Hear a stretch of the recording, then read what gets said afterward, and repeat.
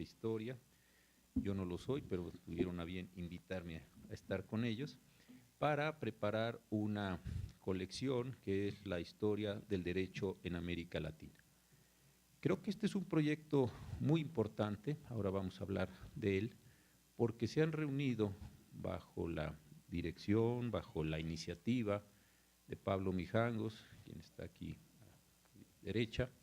Pablo es licenciado en Derecho, después hizo un doctorado en Historia y se ha enfocado a la historia del derecho en nuestro país para tratar de recuperar, reinventar, relanzar, cualquier expresión creo que es buena en este sentido, lo que es la historia, insisto, del derecho en América Latina.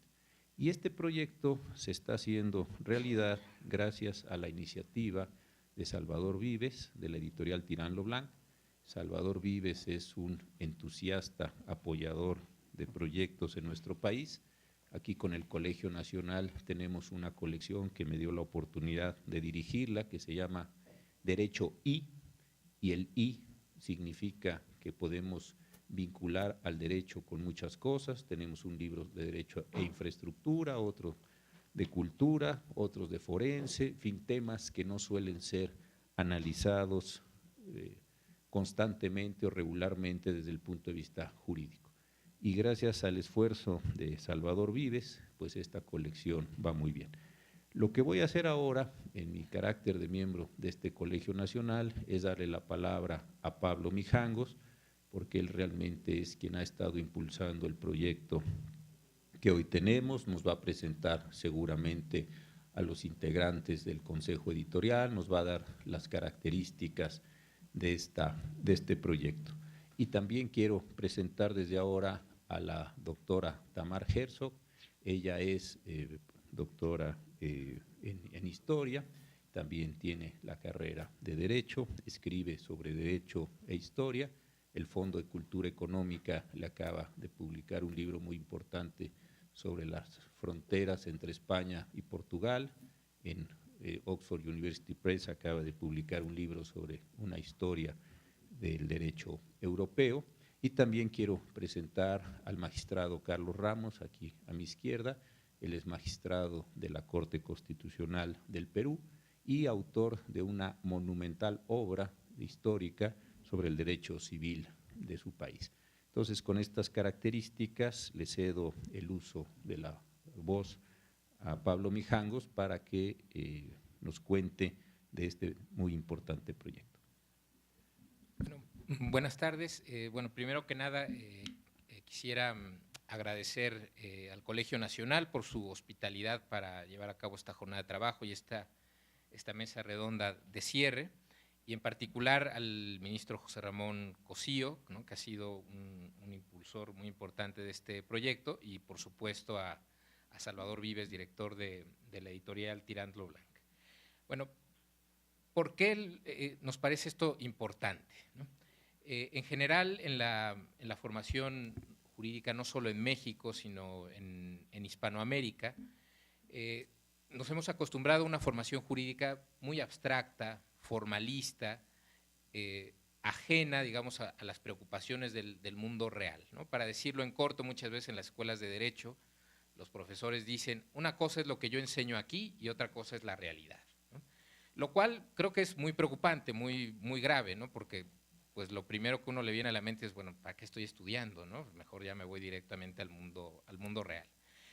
Y una fuente, digamos, de ese desfase, de ese desajuste entre lo que se piensa en el mundo jurídico y lo que sucede a nivel de cancha es también un abandono de la conciencia histórica, ¿no?, con todo lo que ello implica. Es decir, cuando decimos que el derecho tiene una historia, no se trata de decir vamos a rescatar las normas antiguas y eso nos va a iluminar el camino. No, eso no sirve para nada. De lo que se trata es de pensar el derecho de otra manera, de pensarlo históricamente, es decir, de pensarlo en función de sus contextos, en función de sus significados, en función de su impacto en el mundo real, tomando como base de trabajo pues ese inmenso material empírico, pues que es la experiencia histórica. Y entonces el objetivo final de este proyecto y de esta colección es justamente reintroducir estas preocupaciones, estas investigaciones dentro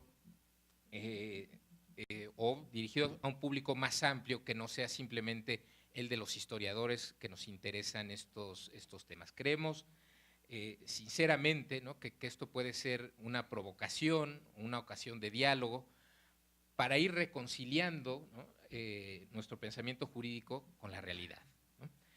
Cosa por demás urgente, ¿no?, tomando en cuenta pues, las realidades a veces dramáticas del Estado de Derecho, la corrupción en nuestros países. También otro aspecto importante de esta colección es que no queremos que sea una colección exclusivamente nacional, ¿no?, solamente mexicana o una colección de historias nacionales. Queremos pensar también estos temas a escala supranacional, ¿no? Hemos escogido como, pues más por necesidad práctica que por otra cosa, como marco de referencia esta idea de América Latina, ¿no?, con todo lo que ello implica. Y en ese sentido ha sido muy importante establecer un diálogo con historiadores de distintos países, de distintos ambientes. Tenemos un consejo editorial con 12 profesores, lo leo rápidamente: Alejandro Agüero, de la Universidad Nacional de Córdoba en Argentina; Mario Alberto Cajas, de la Universidad ICESI en Colombia; el ministro Cosío, por supuesto; la doctora Tamar Herzog, de la Universidad de Harvard, que nos acompaña aquí en esta mesa; el doctor Timothy James, de la Universidad de Carolina del Sur, en Estados Unidos; el doctor Andrés Lira, del Colegio de México; el doctor José Reinaldo de Lima López, de la Universidad de Sao Paulo, en Brasil; la doctora Marta Lorente, de la Universidad Autónoma de Madrid; la doctora Bianca Premo, de la Universidad Internacional de Florida, en Estados Unidos; el magistrado Carlos Ramos; la doctora Elise Speckman, de la UNAM, y el profesor Víctor Uribe Urán, también de la Universidad Internacional de Florida, en Estados Unidos. Es decir, armamos un grupo de trabajo bastante diverso que nos ayude a pensar estos temas y a iniciar un diálogo que vaya más allá de lo mexicano, ¿no? Creemos que es un diálogo que puede ser muy fructífero para nosotros, para ellos y también para la discusión en su conjunto. Pero bueno, a mí me interesaba sobre todo que dos de los miembros del consejo editorial, el magistrado y Carlos Ramos y la doctora Tamar Herzog, nos platicaran un poco, primero, de cuál es el estado actual de la disciplina según ellos lo ven desde sus respectivos puntos de trabajo, y también, en su opinión, cuál puede ser la contribución, la aportación, la relevancia de este proyecto. Entonces, le cedo la palabra primero a la doctora Tamar Herzog, que ella va a hablar un poco en representación de los miembros del Consejo Editorial que pertenecen a Estados Unidos, Europa, ¿no?, que técnicamente no pertenecen a ese mundo latinoamericano, pero que indudablemente están haciendo una contribución importantísima a ese desarrollo historiográfico. Yo la verdad que no tengo poder a hablar por nadie, apenas por mí misma, pero si me disculpan por eso. Yo creo que la idea de hacer una colección sobre la historia del derecho latinoamericano es una idea genial y es el momento de hacerlo. Creo que tenemos mucha tradición en cada país de pensar el derecho, pero que es un momento tal vez de hacer más síntesis y cosas, cosas más generales que piensan o parte de Latinoamérica o toda Latinoamérica. Y la pregunta, yo creo que hemos discutido hoy durante la discusión que tuvimos en el Consejo Editorial, según lo que entendí yo, era cuál es la importancia de esto, por qué la historia del derecho importa, si es que importa, y qué puede aportar para las preocupaciones tanto de juristas como historiadores, pero también de cualquier persona. Y mi convicción particular, por lo menos, es que es muy importante. Y la razón siendo que creo que si se piensa bien la historia del derecho, uno se da cuenta de que incluso si las cosas parecen que perduran en el tiempo, su significado va cambiando con el tiempo, porque la sociedad que les ve y lo utiliza es distinto. es distinta y la sociedad está en proceso continuo de mutación y por tanto la forma en que ve su tradición, utiliza su tradición, reinterpreta su tradición, quiere cambiar su tradición, continuamente está desarrollando también. Y creo que si somos capaces de pensar en estos procesos continuos de uso y reutilización de cosas, también de innovación y de aportaciones, nos ayudará a pensar el presente y el futuro. Para mí, pensar en la pluralidad del pasado es una forma de pensar realmente en el presente y en el futuro. ¿Qué otras posibilidades pueden haber? ¿Cómo podemos repensar lo que tenemos ahora de modo diferente? Porque los retos que tenemos son distintos, porque vamos cambiando. Hemos discutido esta mañana con el ministro Cosillo cómo la experiencia, me gustó mucho el ejemplo que dio, cómo la experiencia que pudieron tener los legisladores y los jueces con la regulación del petróleo puede explicar los retos que tienen ahora para regular telecomunicaciones e Internet. Son campos distintos y, sin embargo, la experiencia es un poco la misma, de salir de lo que se sabe y lo que se sabe manejar a un campo en donde no se sabe todavía cómo funcionar. Luego, aunque estoy convencida de que cada país tiene su propio derecho y tiene sus propias tradiciones, creo que comparten más en común. En general, creo que todos, la humanidad, compartimos más en común de lo que pretendemos. Y desde luego también es verdad para los países de esa región. Y entonces a mí me gustaría que resaltamos esto, porque pienso que pasamos demasiado tiempo resaltando las diferencias y los conflictos y no pensamos tanto en lo que tenemos como herencia común en el derecho y en general. Entonces tal vez es una nota un poco optimista, pero creo que es un momento también de pensar en cómo somos iguales y no solo cómo somos diferentes. Entonces aplaudo esta idea de mover en esta dirección.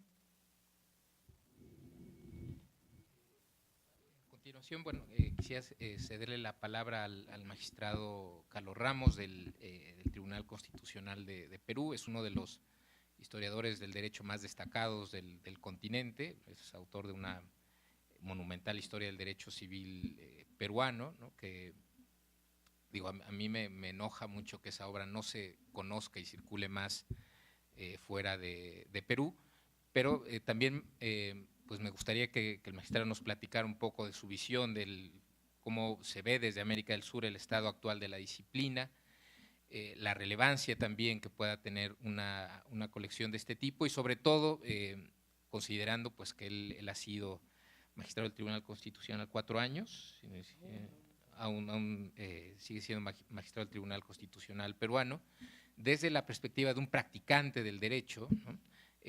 ¿Por qué es importante acercarse a la historia y acercarse además a la historia con tratando de alcanzar un auditorio transnacional, un auditorio mucho más amplio? Bien, yo tenía preparado un texto, pero prefiero ofrecer mi testimonio sin el texto, será en todo caso objeto quizás del manifiesto, ¿no? Mi actividad básicamente ha sido a lo largo de los años de carácter académico, ¿no? En el campo de la historia del derecho, la historia del derecho en dos áreas, porque se llamaba Historia General del Derecho y Historia del Derecho Peruano. Desde hace 5 años, o un poco menos, soy magistrado del Tribunal Constitucional del Perú, y ustedes comprenderán que eso es un saltar, yo lo digo siempre, como de una torre de marfil a un campo de diagramante, ¿no? Porque de la misma manera como la Suprema Corte de Justicia de la Nación, la nuestra, el Tribunal Constitucional en este caso, es un tribunal de cierre, ¿no? Es decir, la jurisdicción interna entre nosotros se cierra en el Tribunal Constitucional. Y es más, podemos tener la potestad, algo que tenemos que usar con mesura, de declarar nulas las sentencias de la Corte Suprema de Justicia y también los actos administrativos que dice la Administración, el Poder Ejecutivo, o declarar inconstitucionales las normas que pida, por ejemplo, el Poder Legislativo. Bueno, yo creo que la historia del derecho tiene, lo comentaba en la mañana, no solamente una utilidad, digamos que damos por descontada, de carácter propedéutico, ¿no? De carácter formativo. Creo que el derecho requiere ciertamente de una base humanista, requiere de que los abogados y de allí también los jueces no solamente estén preparados desde el punto de vista práctico o desde el punto de vista teórico en el campo de las distintas disciplinas jurídicas, sino que es necesario también con que cuenten con una cultura jurídica, y nada mejor a mi juicio que la historia desde esa perspectiva. Pero también atribuirle solamente un papel formativo a la historia del derecho sería insuficiente. Yo soy un convencido que la historia del derecho puede tener, no todos los días ciertamente, pero sí ocasionalmente, un papel práctico, un papel utilitario. Les comentaba yo en la mañana, por ejemplo, de que una municipalidad en el Perú que alegaba tener títulos coloniales, de pronto observamos de que la real cédula que exhibían como título, que por supuesto no es un documento esencial como muchas veces se cree, pero en este caso lo invocaban como tal, tenía validez, y resulta de que no podía, estaba firmada supuestamente por un virrey del Perú, ¿no? Virrey de Amadís Junyent en 1746. Pero ocurría de que el virrey no tenía capacidad legal para expedir reales cédulas, ¿no es cierto? Y que además ese virrey el año 1746 ni siquiera había llegado al Perú. Es decir, simplemente se trataba de un documento falsificado, ¿no? Y claro, había que cotejar las fechas, pero también advertir de que las reales cédulas no eran especies legislativas que producían los virreyes, ¿no? Hemos visto, por ejemplo, numerosos procesos judiciales, algunos con una gran repercusión internacional, por ejemplo, para disputarse los tesoros que se hundían en naves españolas y que eran reclamados, por un lado, por descubridores de tesoros que consideraban que a partir de las reglas de derecho romano, ¿no es cierto?, las reglas de ocupación podían hacer las suyas, pero también los argumentos del Estado español, que aseguraba que, dado que iban en bandera española, eran de propiedad de España. Y en efecto, en las cortes de Estados Unidos, en una corte de Florida, concretamente ganaron un proceso judicial hace unos 2 o 3 años atrás. El Estado peruano intervino, pero su argumentación no fue la más feliz, porque básicamente la línea de defensa se orientaba en el sentido de que las monedas habían sido labradas en el antiguo virreinato del Perú, en Potosí, ¿no es cierto?, esta famosa mina hoy establecida en Bolivia, que todavía sigue funcionando, dicho sea de paso, y también habían sido acuñadas en Lima. La Corte de Florida declaró fundada el reclamo solamente para España, y en cuanto al Perú dijo que cuando se produjo digamos, el hundimiento de la nave en 1803 no existía como Estado. Creo que de pronto si la táctica de defensa habría sido otra, por ejemplo, alegar de que formaban parte de manera integrada del virreinato del Perú como un reino más de España, debían concurrir en lugar de ser excluidos de la distribución de estos recursos, ¿no? Entonces, quizás si hubieran tenido los procuradores del Estado peruano o los defensores un profesor de derecho indiano, de historia del derecho, les habría ido mejor, ¿no? Bueno, para otra vez será. Seguramente no van a faltar juicios de esa naturaleza. Bueno, creo que por otro lado, la iniciativa de Tirage Blanche, que espero sea llevada a cabo, ¿no es cierto?, venciendo cierto escepticismo natural, digamos, en la industria editorial, ¿no?, pueda ir prosperando. Yo creo que es un proyecto de larga dimensión, ¿no es cierto?, que requieren, por otro lado, quizás también ir a otros mercados, ¿no es cierto?, de los que actualmente existen, pueda hacer posible una biblioteca que nos hable de una historia del derecho latinoamericano o iberoamericano, como se le quiera llamar, pero que pueda reconstruir espacios de nuestra historia que no están suficientemente reconstruidos. Yo hablaba del derecho precolombino, que en verdad desde hace mucho tiempo nada serio se dice, por lo menos en el mundo académico de la historia del derecho. Creo que es la ocasión como para reflexionar sobre eso. Una nueva visión del derecho indiano, ¿no? Que se dice que solo por camuflaje, con un afán, digamos, de disfrazar la realidad colonial, se llama derecho indiano, pero que tuvo en efecto un discurso de base legitimadora, ¿no es cierto?, convalidatoria, sin caer en los extremismos de la leyenda negra o la leyenda dorada. Creo que pueda situar en sus justos límites, ¿no es cierto?, la función de las instituciones del derecho indiano, ya sean aquellas producidas en España, ya otras nacidas en el Nuevo Mundo. Y bueno, creo que una visión, por otro lado, también interdisciplinaria, ¿no? Temas como, por ejemplo, el derecho tributario, ¿no es cierto? Creo que no han sido adecuadamente trabajados, ¿no?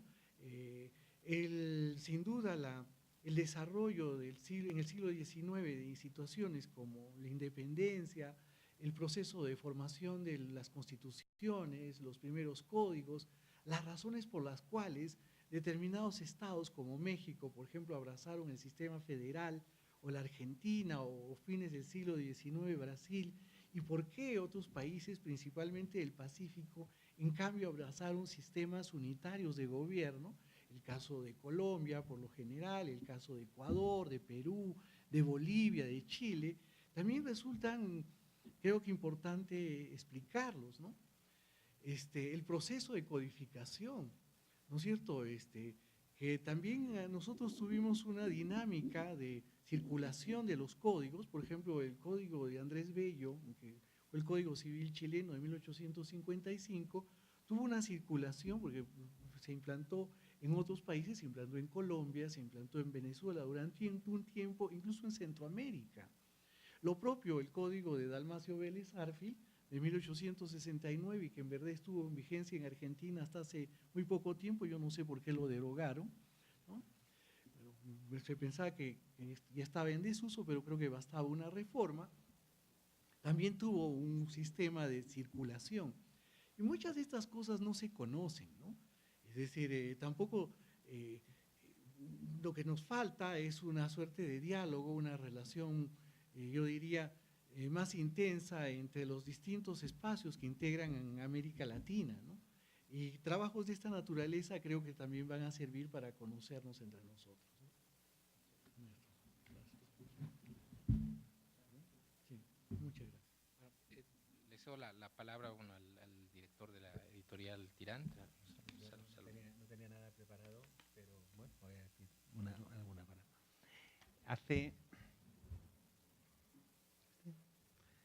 Hace unos años yo asistía a un grupo de editores españoles que siempre nos reuníamos de derecho, un poco para hablar de la situación del mercado y tal.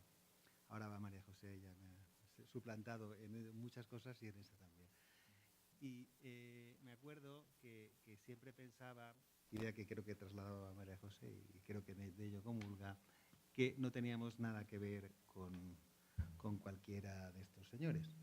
¿Por qué? Porque eran empresas fundamentalmente de capital multinacional que no concebían la edición como la generación de un conocimiento que se transmite al público, sino que la concebían básicamente pues, como el que vende tornillos. Bueno, pues esta colección demuestra que efectivamente no tenemos nada que ver con estos señores y que mi percepción no estaba del todo equivocada. Realmente este proyecto tiene su pequeñísima e insignificante intrahistoria. Es una idea original de Pablo y de José Ramón, que en una ardua cena en San Angelín, una discusión absolutamente demoledora, me convencieron de que la hiciéramos. No, no es verdad, lo acepté creo que inmediatamente. Y bueno, pues creo que es una colección que se trata de generar, que trata, como todas las colecciones de la editorial, de generar un conocimiento. Un conocimiento, pero generar un conocimiento, hoy hablábamos en la reunión, Marta lo decía, hablaba del conocimiento, los conocimientos olvidados. Vamos a intentar que no sea un conocimiento olvidado. Lo digo porque esta colección plantea retos logísticos y de distribución que creo que hay pocas editoriales que puedan afrontar. Creo que la editorial Tirán es de las pocas que puede sacar un libro a la vez en toda Iberoamérica, en 2 idiomas, con medios electrónicos por detrás para difundirlo, con logística, que tiene el expertise de conocimiento de autores y temas suficiente como para poder hacerlo. Con lo cual creo que es un proyecto editorial de verdad un poco a la medida de la editorial, o la editorial a la medida del proyecto. Y por otro lado, el proyecto arranca hoy. Querría subrayar algo en lo que ya ha incidido Pablo, que es la calidad y la variedad de los integrantes del Consejo, del Comité Científico, como le queramos llamar, de la colección, a los que, por cierto, doy a todos las gracias por haber venido hoy, por haber aceptado la invitación, por haber aceptado ser parte del proyecto. Básicamente representan a los países más importantes de América Latina, no a todos los países, porque no sería imposible, junto a Estados Unidos y España.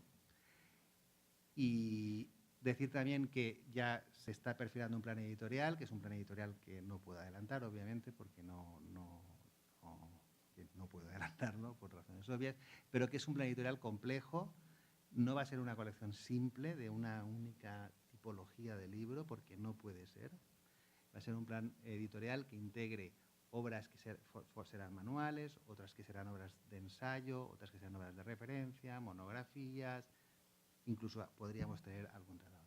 Y esto sí que me permito tener la indiscreción de decir que muy probablemente convocaremos un premio para las monografías que consideremos que son más interesantes publicadas en el ámbito de América Latina. Y nada más.